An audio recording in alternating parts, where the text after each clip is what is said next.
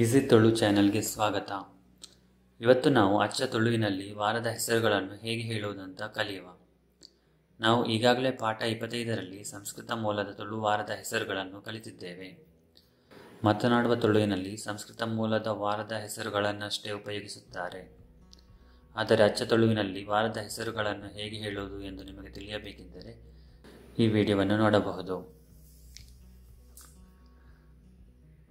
ನೆಸ್ರಾಜೆ, ನೆಸ್ರಾಜೆ ಭಾನುವಾರ.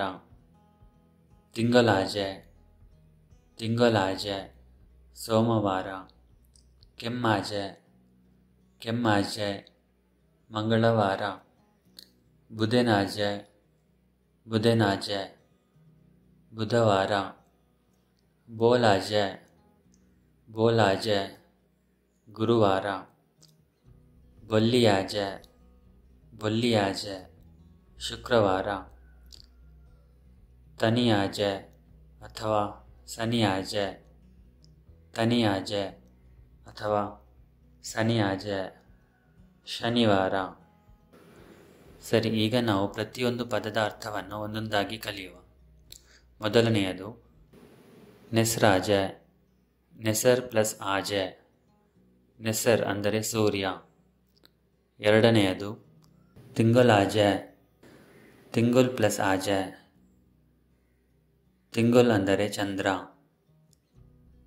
ಕೆಮ್ಮಾಜೆ, ಕೆಮ್ ಪ್ಲಸ್ ಆಜೆ, ಕೆಮ್ ಅಂದರೆ ಕೆಂಪು ಬಣ್ಣ. ಮಂಗಳ ಗ್ರಹವು ಕೆಂಪು ಬಣ್ಣದಾಗಿರುವುದರಿಂದ ಇದು ಕೆಮ್ಮಾಜೆ, ಮಂಗಳವಾರ. ಬುಧನಾಜೆ, ಬುಧನ ಪ್ಲಸ್ ಆಜೆ, ಬುಧೆ ಅಂದರೆ ಬುಧ. ಬೋಲಾಜೆ, ಬೋಲೆ ಪ್ಲಸ್ ಆಜೆ, ಬೋಲೆ ಅಂದರೆ ದೊಡ್ಡ ಗಾತ್ರದ ಉರುಟು ವಸ್ತು. ಗುರುವು ಅತಿ ದೊಡ್ಡ ಗ್ರಹವಾಗಿರುವುದರಿಂದ ಇದು ಬೋಲಾಜೆ, ಗುರುವಾರ. ಬೊಲ್ಲಿಯಾಜೆ, ಬೊಲ್ಲಿ ಪ್ಲಸ್ ಆಜೆ, ಬೊಲ್ಲಿ ಅಂದರೆ ಬೆಳ್ಳಿ.